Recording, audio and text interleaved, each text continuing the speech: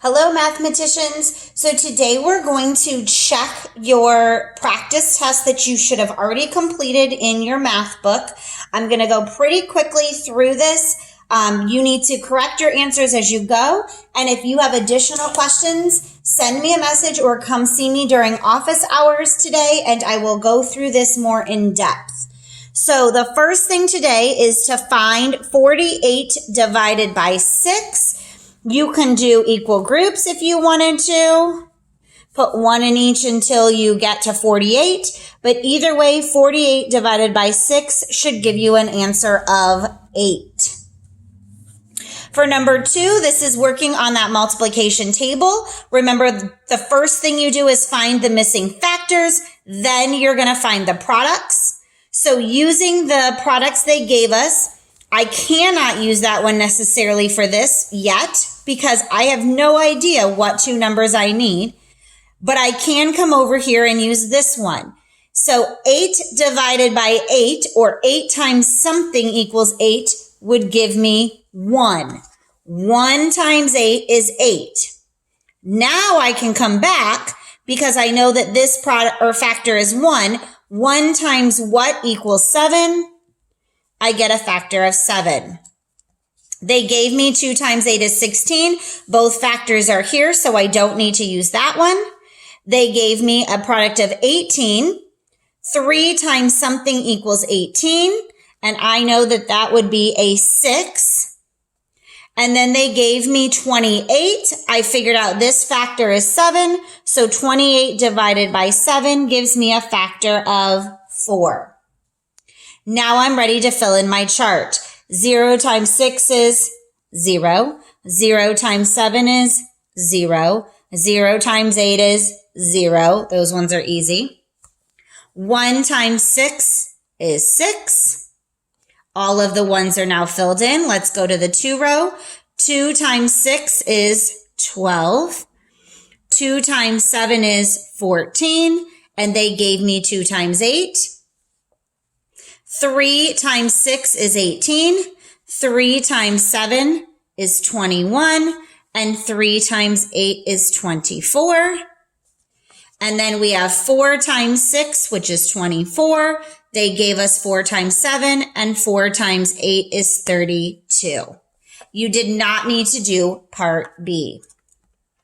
Number 3 says find 45 divided by 5. Draw a bar diagram.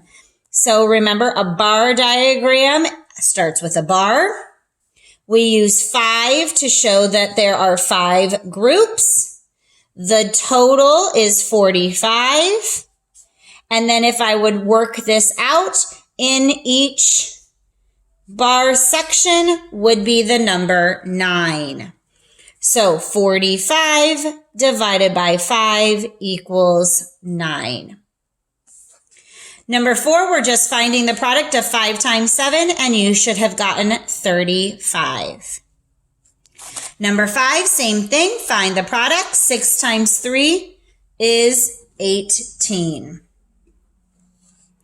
Number 6, which of the following strategies can help you solve 4 times 6? Select all that apply. So I'm using that distributive property, which we've learned about. I'm breaking apart one of my factors. So let's look. In this one, they broke way too many factors apart.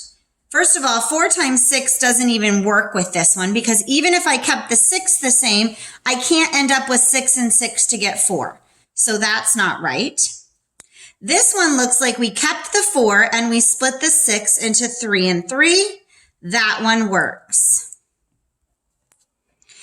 If I look at this one, I have to keep 4 or 6. I did not keep 4 or 6, so that one does not work.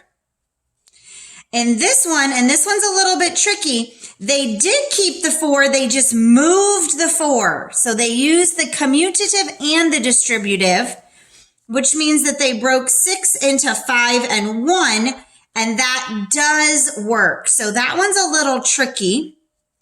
And in this one, they didn't keep any of the factors the same, so this does not work. So you should have picked 2 of these for your division or multiplication strategies.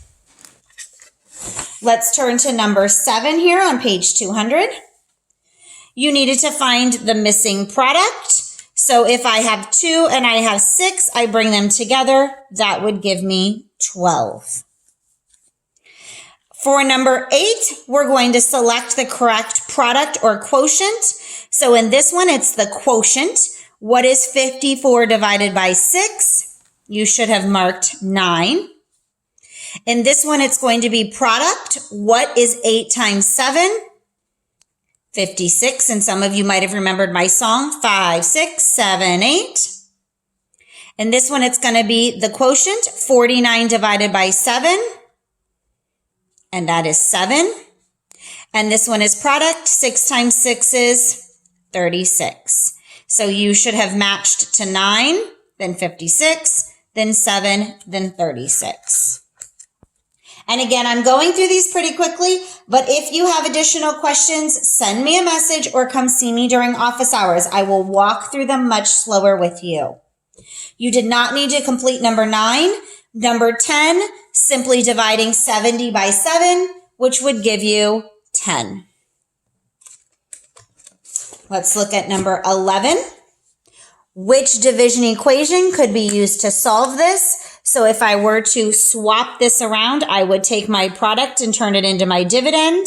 I would take my factor as my divisor and then get my quotient, and that would give me 32 divided by 8. And in case you wanted to know, the answer is 4. Number 12 says 12, I like to write the number above it, can be evenly divided, so that means no left over, by which of the following numbers? Select all.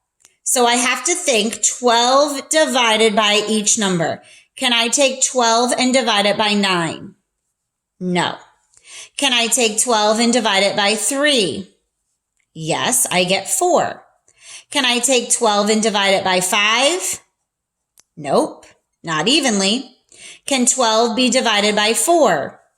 Yep, I get 3. And can 12 be divided by 7? No. So my 2 evenly divided numbers are 3 and 4. Number 13, what is the product? Remember, product is the answer to a multiplication equation of 9 and 3. Write an equation to solve. Equation means equal sign. So you should have said 9 times 3 equals 27. And you could have used this space to do your equal groups or your skip counting or your repeated addition. You did not need to do number 14, but you did need to do number 15, which shows a way to solve 5 times 5. So let's think about that. Can you skip count? You can, but let's read it carefully. Skip count 5 times by numbers that end in 5. 5, 15, 25, 35, 45. Well, no, when we skip count by 5, it ends in 5, but also zeros. So that's not right. Can I use the distributive property? In this case, they kept the second 5, but it looks like they split the first factor into 4 plus 1. Does that work? It does. Could I look at a multiplication, find the 5's row, and go across until you find 5? The product of the number at the top is 1. So that means if I was looking at my multiplication table, which I can actually use this one, I would go across here until I get to 5 and then go up and find 1. No, we wouldn't do that. We would take the 2 products and come together to find the product. So that's not it. I can use repeated addition, but remember I would need to add 5 times. Look, 1, 2, 3, 4. They didn't add it 5 times. They only added it 4 times. So in this case, the strategy I would use is the distributive property. Okay, let's turn to 202 and go over number 16 and 17.